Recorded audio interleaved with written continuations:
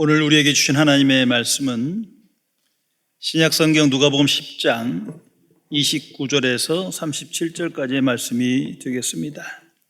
제가 가진 성경은 신약성경 110면에 기록되어 있습니다. 신약성경 110면에 기록된 누가복음 10장 29절에서 37절까지의 말씀입니다. 이 기록된 계시의 말씀을 봉독하는 중에 살아계신 하나님의 음성을 모두 다 함께 들으실 수 있기를 바랍니다. 하나님의 말씀입니다. 그 사람이 자기를 옳게 보이려고 예수께 여짜오되 그러면 내 이웃이 누구니이까? 예수께서 대답하여 이르시되 어떤 사람이 예루살렘에서 여리고로 내려가다가 강도를 만나며 강도들이 그 옷을 벗기고 때려 거의 죽은 것을 버리고 갔더라. 마침 한 제사장이 그 길로 내려가다가 그를 보고 피하여 지나가고 또 이와 같이 한 레위인도 그곳에 이르러 그를 보고 피하여 지나가되 어떤 사마리아 사람은 여행하는 중 거기 이르러 그를 보고 불쌍히 여겨 가까이 가서 기름과 포도주를 그 상처에 붓고 싸매고 자기 짐승에 태워 주막에 데리고 가서 돌보아 주니라. 그 이튿날 그가 주막 주인에게 데나리온 2를 내어주며 이르되 이 사람을 돌보아 주라. 비용이 더 들면 내가 돌아올 때에 갚으리라 하였으니 내 생각에는 이 세 사람 중에 누가 강도 만난 자의 이웃이 되겠느냐? 이르되 자비를 베푼 자니이다. 예수께서 이르시되 가서 너도 이와 같이 하라 하시니라. 아멘. 프랑스에서 가장 존경받는 사람 중 한 사람인 피에르 신부의 이야기입니다. 이분은 빈민고를 위해 엠마우스 공동체를 창설한 분으로 단순한 기쁨이라는 베스트셀러 책을 출판하였는데 그 책에 기록된 경험담을 말씀드립니다. 어느 날 한 청년이 나를 찾아왔다. 청년은 자살 직전이었다. 그는 가정 문제, 경제적 파탄, 사회적 지위 등의 이유를 들어 자살의 이유를 장황하게 설명하고 이렇게 말했다. 모든 상황으로 볼 때 저는 죽을 수밖에 없습니다. 이야기를 듣고 난 후 나는 대답했다. 충분히 자살할 이유가 있습니다. 일이 이렇게 되었다니 살 수가 없겠습니다. 그리고 말을 이었다. 그런데 죽기 전에 나를 좀 도와주시오. 그리고 죽으면 안 되겠습니까? 청년은 이렇게 대답했다. 뭐 어차피 죽을 건데 죽기 전에 신부님이 필요하시다면 제가 얼마간 신부님을 돕도록 하지요. 그때부터 청년은 신부님의 부탁으로 집 없는 사람, 불쌍한 사람들을 위한 집 짓는 일을 열심히 도왔다.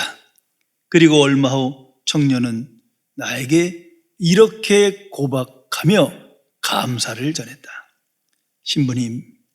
신부님이 제게 돈이든 집이든 일이든 그저 100%만 주셨다면 저는 결국 자살을 시도했을 것입니다.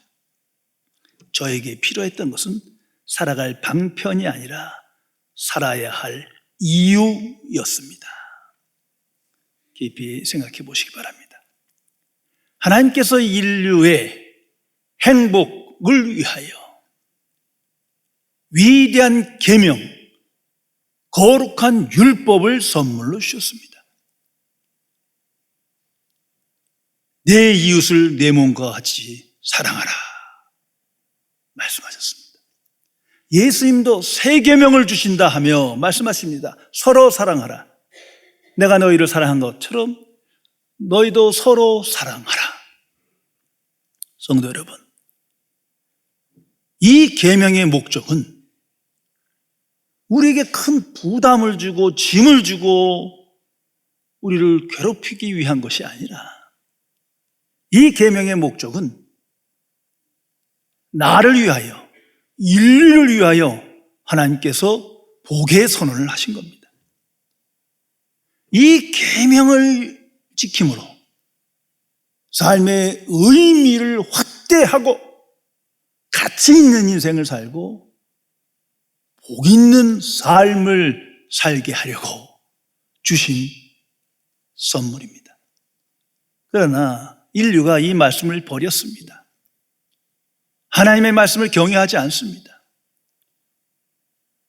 세상은 이 말씀을 떠나 다른 기준을 가지고 이기적인 삶을 살아가고 있습니다.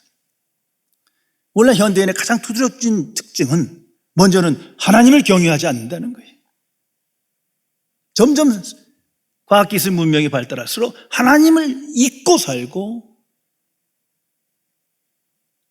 하나님을 거역하며 살아갑니다. 또 다른 하나는 이웃을 잃어버린 상태로 살아간다는 겁니다. 불과 몇십 년 전만 하더라도 그 이웃관계를 소중히 여기는 그런 사회가 많이 있었는데 점점 살기 좋아진다 하고 과학기술 문명이 발달할수록 오히려 이웃은 없어져요. 이웃을 잃어가요. 가족, 형제에도 점점 불분명해집니다. 얼마나 불행하고 비참한 일입니까? 이것이 현재인의 비인간화된 모습입니다. 왜 이런 일이 있는 겁니까? 그 원인을 분명히 알아야 합니다. 먼저는 나 중심적 가치관 때문입니다. 항상 나의 행복, 나의 성공, 나의 성취, 이것이 항상 앞서는 거예요. 그게 무슨 죄냐? 뭐가 잘못됐냐? 이렇게 말할 수 있지만 그 자체가 죄인데 죄인지를 모르는 거예요. 그러다 보니 이기적 인간이 되고 이기심에 가득 차고 개인주의적 삶을 지향합니다. 그곳엔 이웃을 설 자리가 없어요. 이웃의 존재 가치를 알지 못해요. 내 이웃을 내 몸같이 사랑하라. 무슨 뜬구름 잡는 얘기예요. 내게 주는 하나님의 말씀으로 들려지지 않습니다. 이웃에 대해 무관심하며 그럼 차라리 행복해야 되는데 그러지 못해요. 점점 고독해야 합니다. 불안과 근심 속에 오늘을 살아가게 됩니다. 또 다른 이유는 하나님의 말씀을 버렸기 때문입니다. 위대한 계명을, 창조주의 계명을 버렸어요. 하나님의 형성을 잃어버리고 하나님께 불순종합니다. 그 결과 하나님 주신 복을 받지도 못하고 누리지도 못합니다. 그리고 허탄한 인생을 반복하는 것입니다. 오래전에 실제 있었던 일입니다. 심한 결핵 환자가 시커먼 피를 쏟으며 쓰러져 있었습니다. 인공호흡만이 살릴 수 있는 그런 상황입니다. 사람들은 다 보고 지나갑니다. 그런데 외국인 한 사람이 갑자기 그를 붙잡고 입을 대고 인공호흡을 하여 이 사람을 구원해 주었습니다. 그때 그 외국인이 바로 한국의 슈바이처라 불리는 전주 예수병원의 아버지라 불리는 설대위 박사입니다. 이분에게 사람들이 물었습니다. 어떻게 그렇게까지 할 수 있습니까? 이분의 유명한 대답입니다. 그 환자가 당신의 사랑하는 사람이라면, 그 환자가 당신의 사랑하는 사람이라면 누구나 할 수 있는 거 아닙니까? 성도 여러분, 이웃에 대한 관점이 변해야 합니다. 이웃은 선택하는 것이 아니라 항상 동반하는 존재입니다. 이도 없이 나 홀로 살아가는 삶은 그건 지옥이에요. 가장 불편한 순간에도 용납되어져야 하는 존재가 바로 이웃인 것입니다. 성도 여러분, 나는 얼마나 많은 이웃을 가지고 오늘을 살아가십니까? 나는 내 이웃이 누구라고 정의 내리며 오늘을 살아가십니까? 깊이 생각해야 합니다. 오늘 성경에 기록된 말씀은 선한 사마리아인 비유입니다. 참으로 널리 알려진 유명한 사마리아인 이야기입니다. 그런데 이 이야기는 잘 아는데 이 이야기를 통해 주시는 메시지, 하나님의 계시는 잘 모르는 사람이 너무도 많습니다. 이거 왜곡되고 있는 거죠. 이 이야기는 성경에 나타난 그대로 누가 내 이웃입니까? Who is my neighbor? 라는 질문의 답입니다. 예수님께서는 이 비유를 통해서 누가 내 이웃이냐 이것을 명백하게 계시하며 하나님의 뜻을 우리에게 전하고 있는 겁니다. 또한 이 비유는 성경 말씀이지만 복음이 아닙니다. 오히려 복음을 대표하는 비유는 탕자의 비유예요. 이 사마리아인 비유는 내 이웃이 누구입니까? 그 이웃의 정의에 관한 답으로 주신 하나님의 말씀입니다. 다시 말해서 새로운 이웃관을 가지고 하나님의 자녀는 오늘을 살아야 한다. 그것이 복 있는 인생이다 라고 말씀하시는 겁니다. 잘못된 이웃관을 가지면 내가 하나님을 믿고 하나님을 찬송하고 하나님께 순종한다 하지만 실제로는 하나님을 거역하고 하나님께 불순종한 삶을 살아가게 됩니다. 이 대표적인 사람이 바로 유대인들이요, 오늘 성경에 기록된 율법사입니다. 자, 이 율법사가 예수님께 나와 자기를 옳게 보이려고 질문합니다. Who is my neighbor? 누가 내 이웃입니까? 이 성경 말씀을 앞뒤로 읽다 보면 지금 이런 상황입니다. 나는 내 이웃을 잘 압니다. 난 성경을 평생 연구하고 가르치는 사람입니다. 난 분명히 이웃을 사랑했고 하나님께 순종한 사람입니다. 하며 누가 내 이웃입니까? 지금 자기를 옳게 보이려고 예수님께 질문하는데 예수님을 시험하고자 하는 거예요. 한마디로 교만한 사람이죠. 이 사람은 잘못된 인생관을 갖고 잘못된 이웃관을 갖고 살지만 스스로는 난 이웃을 사랑하는 사람이요, 성경대로 산 사람이요, 하나님께 순종한 사람이었습니다. 그러나 실제는 하나님을 거역하는 불순종의 사람이었던 것입니다. 예수님의 대답은 그가 기대한, 그가 확신한 이웃관과 전혀 차원이 다릅니다. 관점이 다릅니다. 오늘 이 비유에 유대인과 사마리아인이 핵심입니다. 당시에 유대인과 사마리아인은 원수지간이에요. 오늘날 한국 민족과 일본 민족 그 이상이 유대인들이 특별히 사마리아인들을 멸시천대했습니다. 우리는 아브라함 이삭의 자녀요, 너희들은 이스마엘의 자녀야. 약속의 자녀가 아니야. 너희들은 죄인이야. 너희들은 하나님 나라 백성이 아니야 하면서 참으로 멸시천대를 했습니다.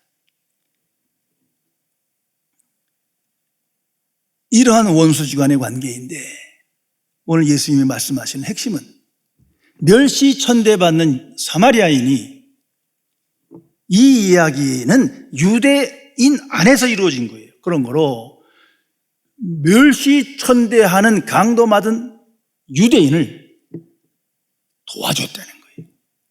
이웃으로 생각하고 원수임에도 불구하고 불쌍히 여기며 사랑했다는 겁니다.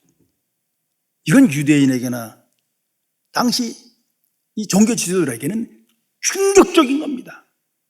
이게 하나님의 뜻이라니 깜짝 놀랄 만한 일이에요. 이웃의 범위가 원수까지 확대됩니다. 성도 여러분, 이 유대인은 하나님을 믿는다 하지만 이웃관에 대해서는 이분법적인 생각을 가지고 오늘까지 살아갑니다. 자, 그들에게 이웃은 누구냐? 먼저 하나님의 선민인 유대인인 거죠. 넓은 의미에서 하나님의 백성, 아브라함의 자손, 율법의 수요자, 유대 민족인 거예요. 그리고 그 외에는 이웃이 아니에요. 절대 이웃일 수가 없어요. 우리는 하나님의 백성이요, 저들은 아닌 거예요. 우리는 의인이요, 저들은 죄인인 거예요. 함께 할 수가 없는 거예요.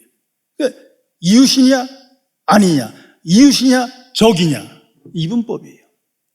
그런데 예외적인 게 있어요. 그건 뭐냐? 우리 민족과 나를 도와준 사람, 유익을 준 사람, 대표적으로 출애굽기를 인용합니다. 출애굽 당시에 바로 왕이 이스라엘의 인구가 많이 늘어나는 것을 두려워하면서 아기들을 다 죽이라고 했거든요. 그때 산파들이 죽음을 무릅쓰고 그 불쌍한 아이들을 구출해냅니다. 몰래 다 살려줘요. 자, 그들이 이웃이다. 내게 유익을 준 그들이 이웃이다. 아주 명료합니다. 이제 생각해 보십시오.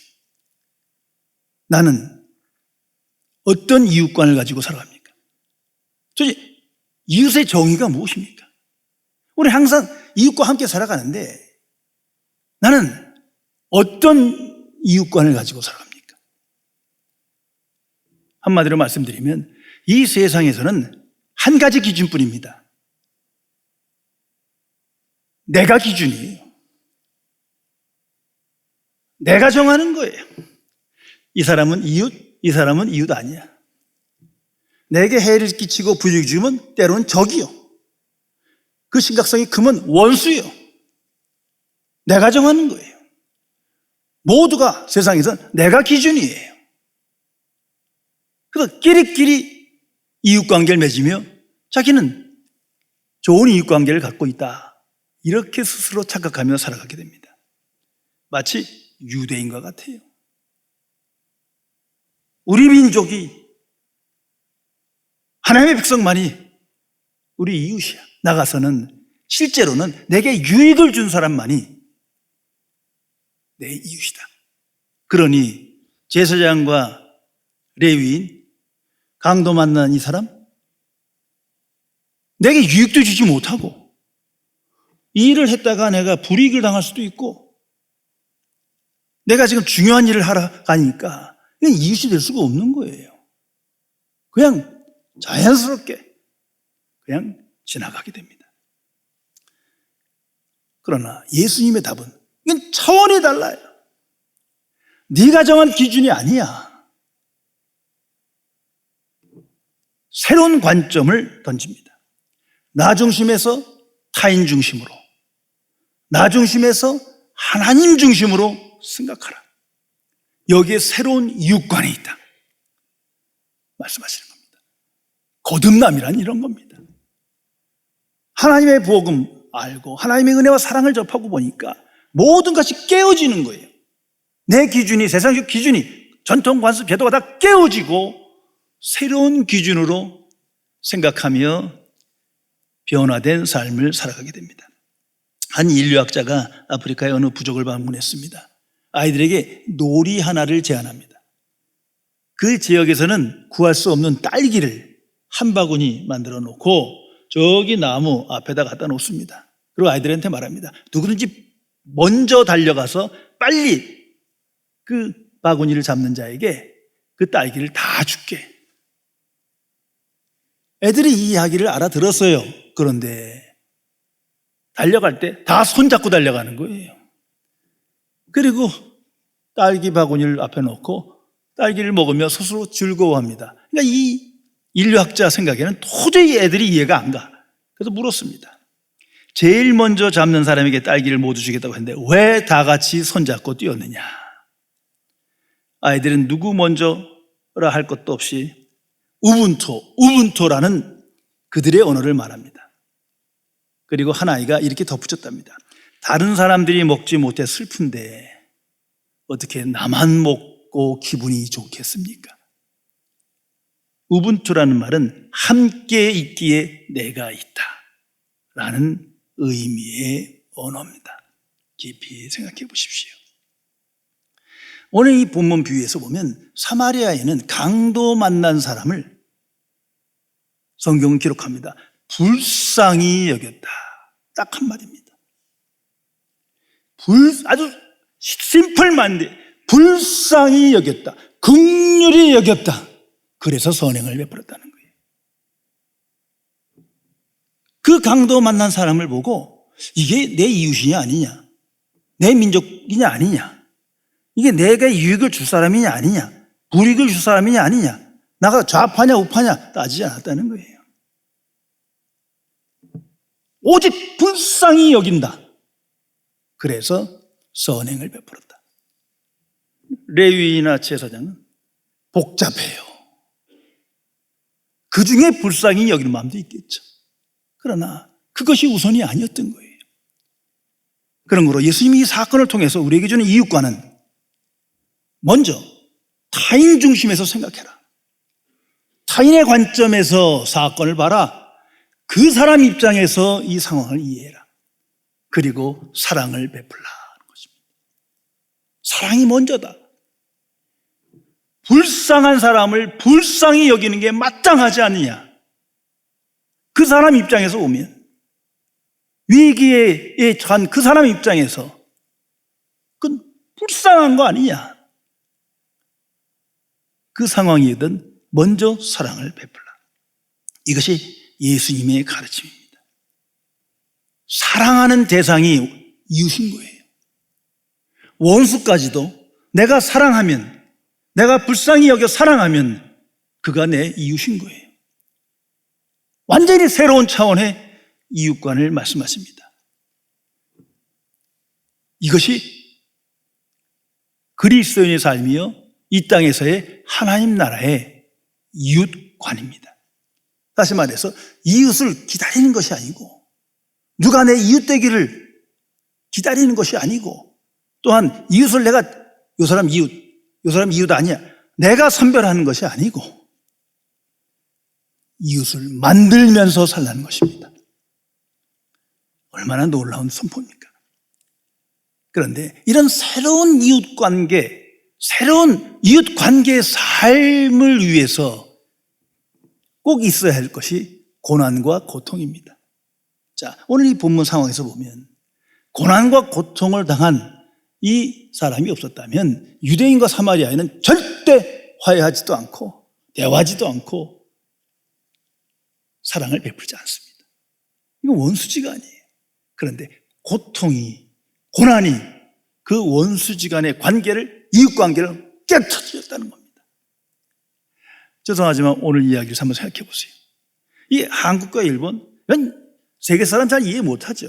정말 이건 역사적인 감정이 있어요. 저기 일본 사람들은 사과할 줄 몰라요.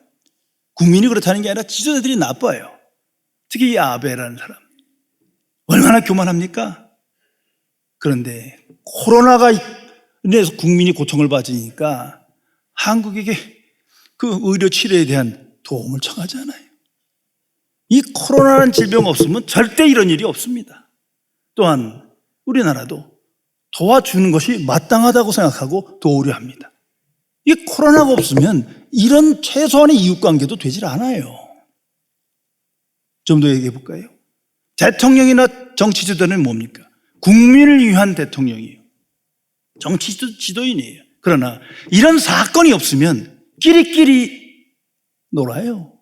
좌파 우파, 우리 편 내 편, 나머지는 다 적이에요. 그래서 국민이 고통받는 거예요.